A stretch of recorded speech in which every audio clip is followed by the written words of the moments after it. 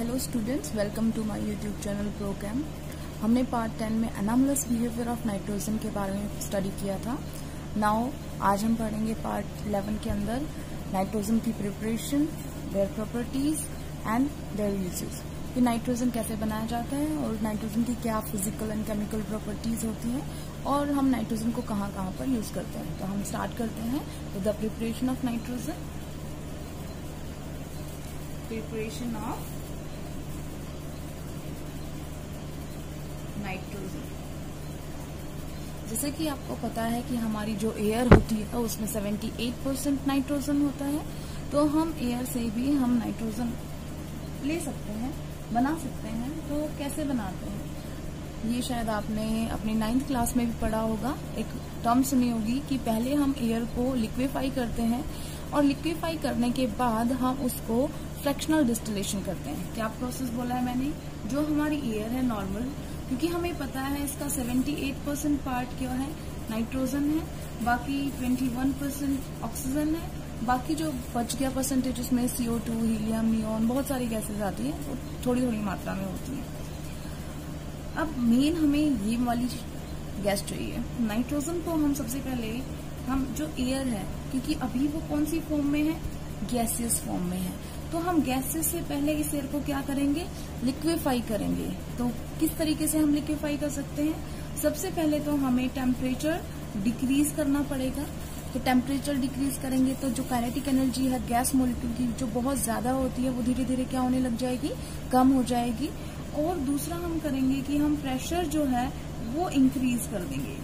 अब जैसे जैसे हम प्रेशर इंक्रीज कर देंगे, फॉर एग्जाम्पल ये गैस में पार्टिकल दूर दूर थे, जब हमने प्रेशर कम कर दिया तो पार्टिकल नजदीक आ गए हैं। और टेम्परेचर कम करने से क्या हो रहा है कि पहले वो बहुत ज्यादा मूवमेंट दिखा रहे थे गैस मॉलिक्यूल, जैसे टेम्परेचर कम कर दिया तो अब जो वो मूवमेंट है वो थोड़ी दिखा रहे हैं जो लिक्विड से मैच कर रही है। तो वो एट दैट पॉइंट जो गैस थी हमारी वो किस में स्टेट में आ गई है, लिक्विड स्टेट में आ गई है, तो उसे लिक्विफैक्शन कहते हैं। तो हम टेम्परेचर डिक्रीज करके और प्रेशर इंक्रीज करके ये प्रोसेस लिक्विफैक्शन का कर सकते हैं। जब हमारी एयर लिक्विड फॉर्म में आ जाएगी, उसके बाद हम यहाँ पर करेंगे फ्रैक्शनल डिस्टिलेशन। फ्रैक्शनल डिस्टिलेशन एक सेपरेटिंग मेथड होता है जिसकी वजह से ऐसे लिक्विड्स को हम सेपरेट कर सकते हैं जो एक दूसरे के अंदर घुले हुए हों। क्योंकि एयर जो होती है वो गैसियस फॉर्म में थी, होमोजेनस सब कुछ घुला हुआ था उसके अंदर। अब जब उसको लिक्विड बनाएंगे तो ये जो ऑक्सीजन और नाइट्रोजन है सब आपस में घुले हुए हैं। अब उनको कैसे हम सेपरेट करेंगे, फ्रैक्शनल डिस्टिलेशन से। तो एक छोटा सा डायग्राम बना देता है। फ्रैक्शनल डिस्टिलेशन क्या था, जिनको याद नहीं है उनके लिए बात हो रही है, नहीं तो डिस्टिलेशन सिर्फ कुछ नहीं होता। आपने मान लो ये राउंड बॉटम फ्लास्क लिया और इसमें वो जो भी है कंपोनेंट, चाहे वो एयर हो लिक्विफाई करके, चाहे और कोई लिक्विड हो, यहाँ पे हम वो लिक्विड रखते हैं जो हमें अलग करने। पहली बात तो हम लिक्विड रखते हैं और वो दोनों लिक्विड एक दूसरे में क्या होने चाहिए, मिक्सिबल होने चाहिए। मिक्सिबल इसका मतलब क्या होता है, सॉल्युबल। अब जो ये हैं, ये दोनों सॉल्युबल हैं, दोनों या तीनों जितनी भी गैसेस थी वो सारी सॉल्युबल होकर लिक्विड फॉर्म में यहाँ पर इकट्ठी हो गई है। और यहाँ पर जो है हम हीट करेंगे इसे। अब हीट करेंगे तो क्या होगा कि बॉइलिंग पॉइंट आने पर वो चीज वेपर स्टेट में कन्वर्ट हो जाएगी। और जो हमारी नाइट्रोजन का बॉइलिंग पॉइंट है वो अप्रोक्सीमेट होता है 77.2 केल्विन, और जो ऑक्सीजन का बॉइलिंग पॉइंट है दैट इज अप्रोक्सीमेट 90 केल्विन। तो इनमें जो डिफरेंस है जो आप देख सकते हैं, अप्रोक्सीमेट 13 का डिफरेंस है। इसका मतलब 25 डिग्री सेल्सियस या 25 डिग्री केल्विन के डिफरेंस से कम। तो हम डिग्री सेल्सियस बोले या केल्विन बोले, कोई फर्क नहीं पड़ रहा, क्योंकि डिफरेंस हमेशा उस चीज में आएगा। अगर हम केल्विन करेंगे तो केल्विन में डिफरेंस आएगा, अगर हम यहाँ सेल्सियस करते हैं तो सेल्सियस में डिफरेंस आएगा। तो ये 25 अगर डिग्री सेल्सियस या केल्विन के डिफरेंस से कम आ रहा है, इसका मतलब 25 से कम आ रहा है, तो हमने क्या करना होता है, फ्रैक्शनल डिस्टिलेशन। अगर ये 25 से ज्यादा होता डिफरेंस, फॉर एग्जांपल ये 77 था, 177 होता, तो हम क्या करते, तो हम करते सिंपल डिस्टिलेशन। और सिंपल डिस्टिलेशन क्या होता है, कुछ नहीं किया आपने, हीटिंग किया और फिर जो वेपर्स इकट्ठे हुए उनको कूल करना शुरू कर दिया तो सेपरेट हो जाएंगे।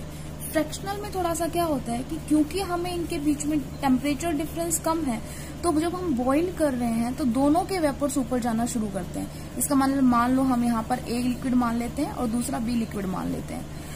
ए जैसे मान लो हमने नाइट्रोजन को दे दिया और बी मान लो हमने ऑक्सीजन को दे दिया। तो जब हम हीट करेंगे तो दोनों के वेपर्स बनेंगे, लेकिन ज्यादा किसके बनेंगे? ज्यादा बनेंगे नाइट्रोजन के, क्योंकि कम टेम्परेचर है इसका, इसके थोड़ी मात्रा में कम होंगे। लेकिन हमें तो दोनों को सेपरेट करना है। अब दोनों के वेपर्स ऊपर उठ रहे हैं तो हम किसको सेपरेट करें? तो हम यहाँ पर एक फ्रैक्शनलिंग कॉलम लगा देते हैं। और ये फ्रैक्शनिंग कॉलम लगाने का मतलब क्या है कि किसी तरीके से जो ये वेपर्स जा रहे हैं ऊपर, इनको रोक सके, बर्डन ला सके इनके आगे। तो जैसे हम हर्डल रेस समझते हैं, तो हर्डल रेस क्या होती है कि बीच बीच में बाधा आती रहती है। तो जो वो हर्डल आती है उसकी वजह से जो कम स्टेमिना वाला बच्चा होगा वो पीछे रह जाएगा, जिसकी कम प्रैक्टिस होगी वो पीछे रह जाएगा, और जिसके अंदर ज्यादा स्टेमिना, ज्यादा एनर्जी, वो आगे निकल जाएगा। तो इनमें से ज्यादा एनर्जी किसके पास होने वाली है आप बता सकते हैं? टेम्परेचर में दोनों ही चले गए। इसके पास तो बहुत ज्यादा एनर्जी है, क्योंकि ये इस रेंज वाले टेम्परेचर के बीच में आ रहा है कि ये भी चला गया और ये भी चला गया। इसके पास एनर्जी ज्यादा होगी क्योंकि ये तो थोड़े से टेम्परेचर पे ही वेपर स्टेट में गया था। इसके कुछ मॉलिक्यूल्स जाएंगे, तो दोनों के जब जा रहे हैं ऊपर के मॉलिक्यूल्स, तो यहाँ पर जब टकराते हैं तो 77.2 वाला, इसका मतलब जो नाइट्रोजन है ए कंपोनेंट, वो तो लिक्विड स्टेट में नहीं जाएगा क्योंकि उसकी एनर्जी क्या है? ज्यादा। लेकिन ये जो गलती से पहुंच गया था टेम्परेचर राइज होने से, यहाँ पे टकराएगा। हो सकता है कि इसमें से मान लो 100 मॉलिक्यूल्स गए थे, हो सकता है 50 मॉलिक्यूल नीचे आ जाएं, लेकिन बाकी 50 फिर ऊपर उठ जाएंगे। ऐसे करते करते आखिर तक जो यहाँ तक पहुंचेगा ना, वो सिर्फ ए पहुंचेगा। बी के मॉलिक्यूल्स नीचे आ चुके होंगे क्योंकि वो इतनी हर्डल्स को पार नहीं कर सकते, क्योंकि उतनी उनकी एनर्जी नहीं है, क्योंकि उनका गलती से टेम्परेचर, हमें तो दोनों को सेपरेट करना है ना, तो हम थोड़ी ना 200 डिग्री सेल्सियस पे गर्म करेंगे इसे। हम इन दोनों की रेंज, जो इस वाली रेंज है, इससे मैच करता टेम्परेचर लगाएंगे। इन गलती से थोड़ा बहुत हो जाता अप डाउन, तो वो थोड़ा सा इसमें वेपर्स चले जाएंगे कि 90 तक मान लो किसी तरीके से पहुंच गया, तो इसके कुछ वेपर्स चले जाएंगे। लेकिन जब ये हम हर्डल लगा देंगे इतनी सारी, ये फ्रैक्शनलिंग कॉलम लगा देंगे, तो वो जो लिक्विड है बी वाला, वो नीचे ही रह जाएगा कंडेंसेशन के द्वारा, और यहाँ पर वो लिक्विड वापस इसमें आ जाएगा। और यहाँ पर जो किसके वेपर्स बनेंगे? यहाँ सिर्फ वेपर्स बनेंगे, वो बनेंगे सिर्फ ए के। ठीक है, अब हम क्या करेंगे? यहाँ पर हम एक कंडेंसर लगा देंगे। कंडेंसर क्या होता है? वाटर कंडेंसर होता है। यहाँ पे हम क्या करते हैं? यहाँ पे ठंडा पानी जाएगा, कोल्ड वाटर, और यहाँ पे जो है, जब वो यहाँ से इनलेट है, ये आउटलेट है उसका, यहाँ से हॉट वाटर आएगा। ये आपने कभी घर पे भी किया होगा कि जब कोई चीज बहुत ज्यादा गर्म है तो हम उसको पानी में रख देते हैं। क्या होता है? पानी में रख देते हैं तो पानी गर्म हो जाता है और वो चीज ठंडी हो जाती है। किसी भी चीज को जल्दी ठंडा करना होता है, ये बहुत इजी तरीका होता है। वही मेथड लग रहा है इसमें कि इसमें जो ए के वेपर्स से, क्योंकि वेपर्स हैं, हाई एनर्जी मॉलिक्यूल है, गर्म है, तो यहाँ पर हम ऐसा सर्कुलेशन है जैसे इसके अंदर जो ये रिफिल है, इस पेन के अंदर, पेन दिखाई दे रहा है आप सबको, इस पेन की जो रिफिल है, ये जो दिखाई दे रही है आपको, यहाँ से जो सर्कल दिखाई दे रहा है, आप इसको समझ लो इसमें ए वेपर्स चले गए, और इसके जो चारों तरफ प्लास्टिक है, मान लो उसमें पानी बह रहा है, यहाँ से पानी बह रहा है इसके अंदर, और ये सारे में सर्कुलेट होता आएगा, और यहाँ से हमने निकाल दिया, तो जो ये पानी डाला है बिल्कुल ठंडा पानी होता है, और क्योंकि ये वेपर्स है, ये गर्म है, वो सारे तो ठंडे हो जाएंगे, और इस पानी के जो टेम्परेचर था वो इंक्रीज हो जाएगा, और यहाँ से हम वो वार्म वाटर निकालते रहेंगे। ठंडा पानी यहाँ से आता रहेगा, यहाँ से वो गर्म पानी निकालता रहेगा, तो जो ये बीच में यूनिट थी ये ठंडी हो जाएगी, तो ये ठंडी हो जाएगी, तो यहाँ पर जो वेपर्स हैं वो किस में कन्वर्ट हो जाएंगे? लिक्विड में कन्वर्ट हो जाएंगे। तो यहाँ पे हम इकट्ठा कर लेंगे उनको कॉनिकल फ्लास्क में, तो हमारा ए लिक्विड यहाँ पर आ जाएगा और बी हमारा यहीं रह जाएगा। तो ये तरीका होता है फ्रैक्शनल डिस्टिलेशन, जिसको हम नॉर्मली जो ये एक कमर्शियल प्रिपरेशन पे जो भी नाइट्रोजन बनानी होती है, तो ये कमर्शियल मेथड था। हमने नाइट्रोजन यहाँ से बनाई, कैसा मेथड था ये? कमर्शियल। कमर्शियल का मतलब होता है फैक्ट्री वगैरह में जो मेनली यूज किया जाता है, वो ये मेथड है, कमर्शियल प्रिपरेशन ऑफ डाइनाइट्रोजन। इस तरीके से होती है। अब अगर हमें लैब में बनाना हो, थोड़ी बहुत किसी तरीके से बनाना हो, तो एक कॉमन मेथड होता है। कॉमन मेथड है कि हम सोडियम अजाइड ले लेते हैं। सोडियम अजाइड के लिए हम लिखते हैं N3। नाइट्रोजन अपनी मैक्सिमम कोवेलेंसी दिखाता है इसके अंदर 3, N3 माइनस होता है, तो जो अजाइड है वो है NaN3, ये होता है सोडियम अजाइड।